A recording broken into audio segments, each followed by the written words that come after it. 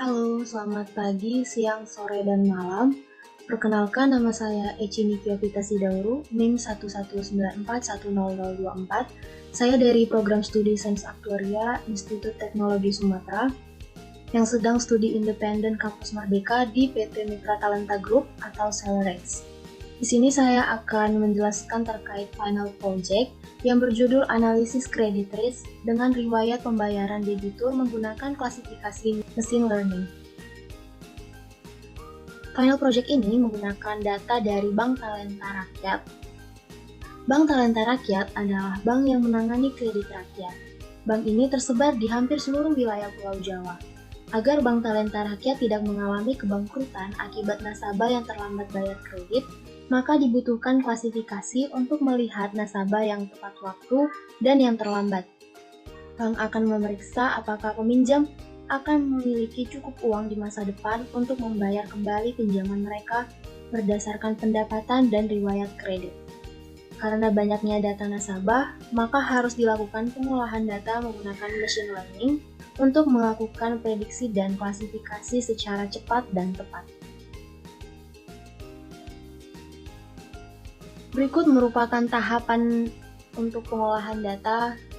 Yang pertama adalah preparation data. Untuk preparation data, saya menggunakan ETL Pentaho.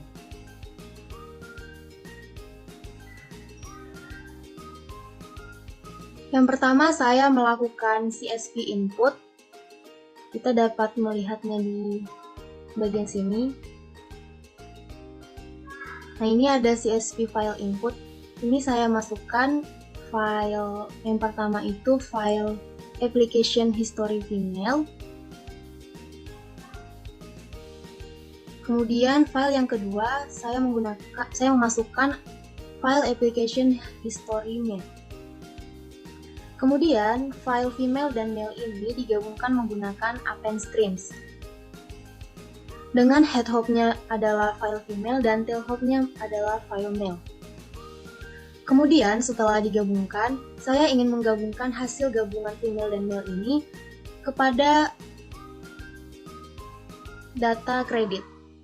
Sehingga saya memasukkan lagi CSV file input yang berisi credit history. Kemudian saya melakukan short rows.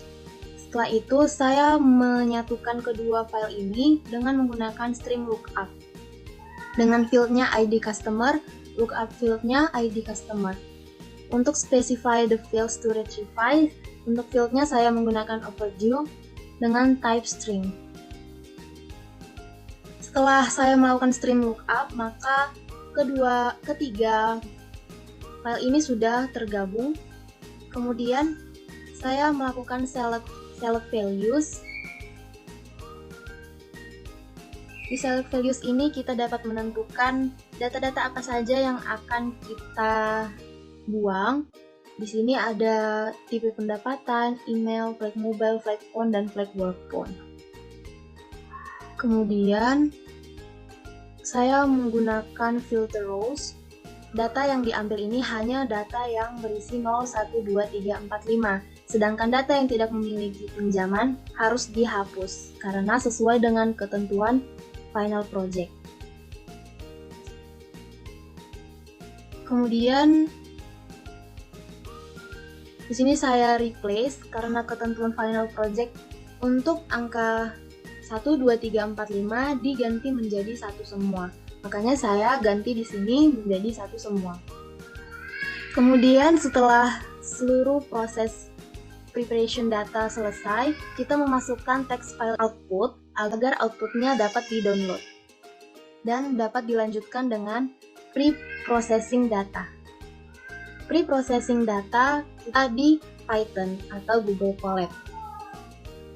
Yang pertama dilakukan ialah kita import dulu semua yang dibutuhkan, import pandas, std, from pandas import with CSV untuk membaca file CSV kita nanti, kemudian import numpy snp, kemudian import matplotlib.pyplot splt, kemudian import seaborn sSNS, dan import yang lainnya yang dibutuhkan. Kemudian kita akan mengimport data. Jadi saya mengimport data saya save di Drive dengan nama file Final Project ECI. Karena di sebelumnya juga di Pentaho untuk outputnya saya namakan Final Project ECI. Kemudian di sini saya sudah mengimport datanya. Karena tipe-tipe datanya ini berbeda-beda, ada yang integer, ada yang string, maka dilakukan labeling data.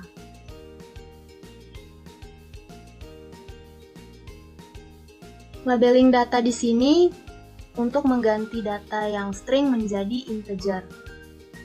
Kita ganti semuanya, data jenis kelamin, kepemilikan mobil, kepemilikan properti, status keluarga, tingkat pendidikan, tipe rumah, dan juga pekerjaan. Ini semuanya diganti menjadi integer karena sebelumnya string. Kemudian kita melakukan handling missing value. Kita lihat nih, data-data apa saja yang memiliki missing value atau memiliki nilai 0. Terlihat di sini bahwa sudah banyak yang terbebas dari missing value, namun ada experience dan juga overdue yang memiliki missing value. Kemudian kita melakukan cleansing data, kita menghapus semua yang memiliki nilai 0. Kita menghapus baris yang memiliki nilai 0. Kita meng-cleansing overdue, experience, dan juga pekerjaan. Kemudian dicek lagi apakah masih ada missing value, ternyata sudah terbebas semua dari missing value. Ini kita group by untuk melihat berapa data yang 0 dan berapa data yang 1.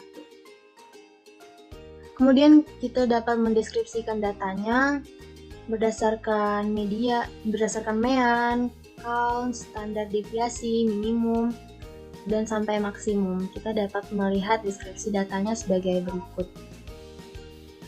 Kemudian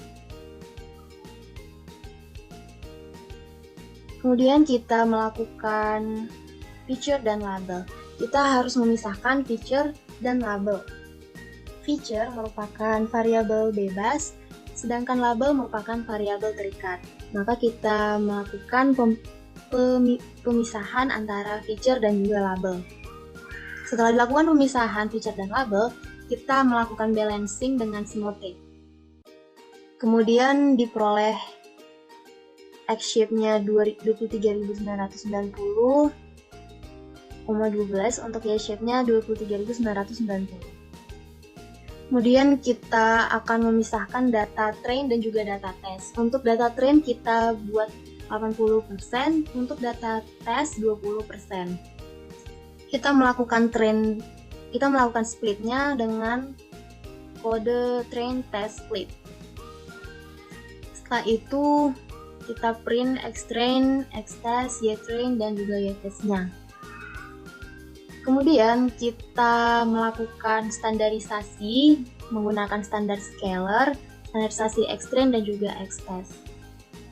Kemudian untuk metode yang kita gunakan yaitu K-nearest neighbor atau KNN. Untuk menghitungnya kita harus menentukan parameter K. Untuk menentukan parameter K ini kita harus melihat error rate mana yang paling kecil. Di sini kita dapat tentukan bahwa error rate yang paling kecil itu berada di K sama dengan 1. Maka pada penelitian ini kita menggunakan K sama dengan 1.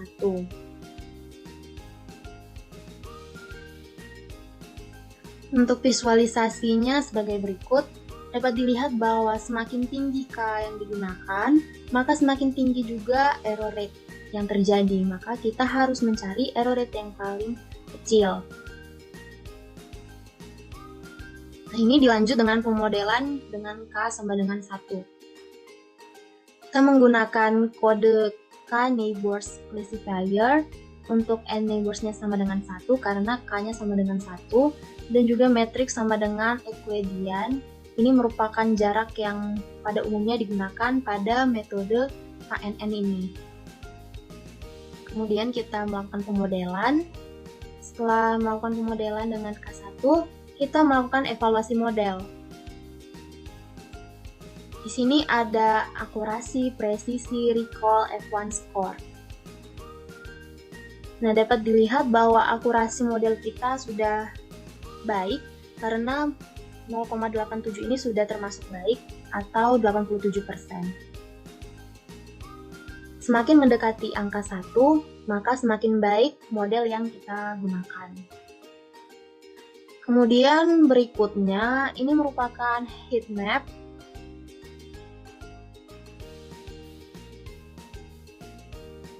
Pada heat map ini dapat dijelaskan bahwa ini yang 0 merupakan golongan debitur yang baik atau tepat waktu. Maka berdasarkan heat map-nya dapat kita lihat bahwa model mampu memprediksi sebesar 2061 data dari 2399 data yang ada. Untuk yang golongan bad atau buruk atau yang terlambat membayar, yang nomor 1 ini, bahwa modelnya ini mampu memprediksi dengan benar sebanyak 2116 data dari 2399 data. Kemudian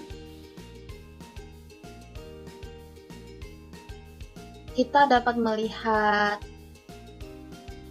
ROC dan AUC-nya. Ini merupakan plot ROC AUC, didapatkan dari kode berikut ROC AUC sama dengan AUC FPR, TPR. Sebelumnya kita harus mengimport dulu classification report, ROC curve, dan juga AUC agar kode tersebut dapat dijalankan. Dapat dilihat bahwa AUC-nya 0,5, maka dapat disimpulkan model memiliki kemampuan prediksi yang cukup baik terhadap data tes. Kemudian kita lanjut ke future importance. Future importance ini merupakan variabel-variabel yang memiliki pengaruh penting terhadap model prediksi kredit oleh Bank Mitra Rakyat, Bank Talenta Rakyat. Kemudian kita dapat lihat bahwa feature importance, variabel-variabel yang paling penting yang memengaruhi model yang pertama adalah experience, kemudian pendapatan, kemudian age atau umur, dan juga pekerjaan. Sementara yang tidak terlalu penting itu ada di jenis kelamin, status keluarga, pemilikan mobil, tingkat pendidikan, tipe rumah, jumlah anak, dan juga kepemilikan properti, jumlah anggota keluarga. Ini tidak terlalu berpengaruh terhadap model. Sedangkan yang 4 ini feature-feature atau variabel-variabel yang sangat berpengaruh kepada model. Kemudian kita melakukan prediksi pada data tes. Ini merupakan data tes yang diberikan oleh pihak mitra atau pihak seller rates. Yang pertama kita importkan dulu. Kita import data tesnya. Setelah diimport, kita melakukan labeling lagi karena data-data yang ada ini berbeda-beda, ada yang string, ada integer, maka kita melakukan labeling lagi. Kemudian kita melakukan cleansing data, kita hapus yang ada nulnya. Jadi ini merupakan hasil yang sudah dihapus nulnya. Dan bisa cek apakah masih ada missing value atau tidak. Ternyata sudah tidak ada lagi. Kemudian kita melakukan prediksi dengan data tes yang baru. Ini merupakan hasil prediksinya. Kemudian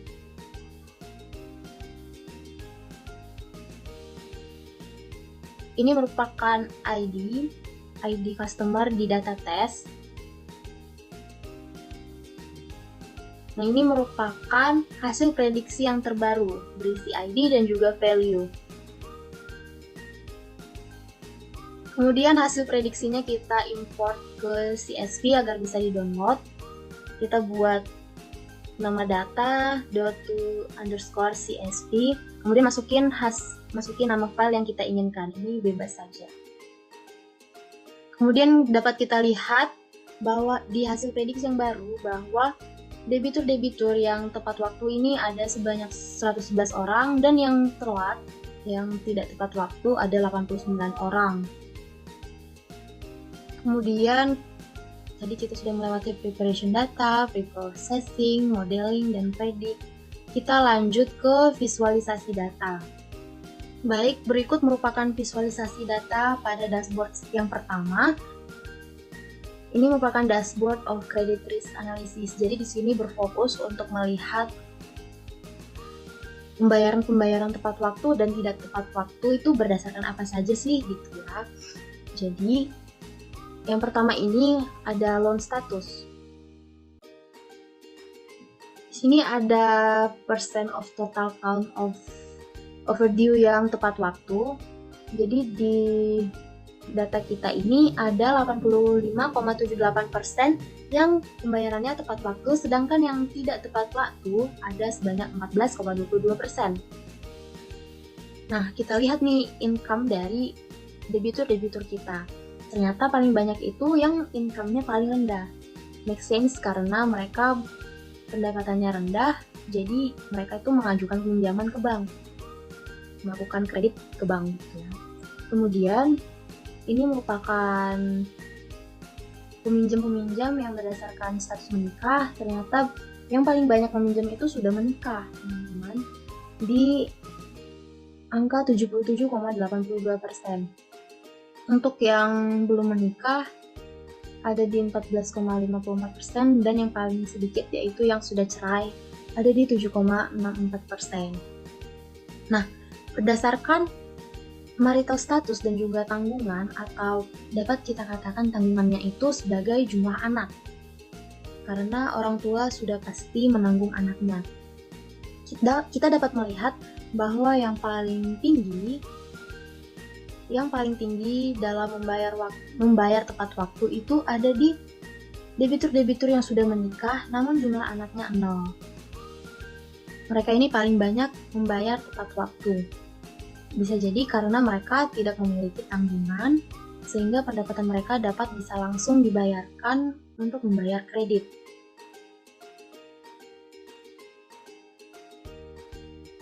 Kemudian berdasarkan income, yang paling tinggi itu ada di sekitaran 100, yang income-nya itu 100 ribuan. Mereka ini paling tepat waktu dalam membayar kredit. Kemudian berdasarkan tipe rumahnya, ternyata yang paling tepat waktu itu yang tinggalnya di rumah pribadi. Namun yang paling banyak telat juga di rumah pribadi, teman-teman. Kemudian berdasarkan edukasinya atau tingkat pendidikannya, dapat kita lihat bahwa yang tingkat pendidikannya graduate itu lebih banyak, yang paling banyak membayar tepat waktu. Untuk umur yang paling banyak itu ada di rentang 30 sampai 39 tahun. Sementara yang paling tidak tepat waktu juga berada di rentang tersebut, namun hanya sedikit dibandingkan yang membayar tepat waktu. Kemudian dashboard yang kedua, yang pertama ini saya menggunakan filter yang diaplikasikan ke semua sheet. Jadi kita dapat melihat apabila kita hanya ingin melihat debitur-debitur yang tepat waktu, maka kita dapat checklist yang 0. Nah, maka diagramnya akan berubah. Tadi di sini ada 1, sisa yang 0 doang. Apabila yang kita lihat hanya yang 1,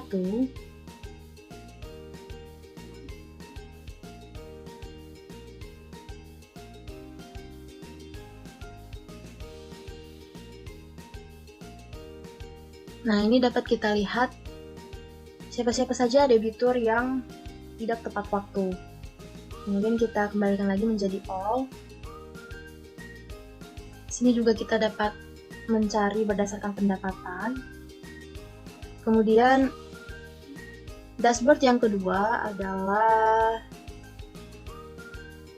dashboard based on features importance. Sebelumnya kan sudah kita cari apa-apa saja variabel-variabel yang penting dalam model.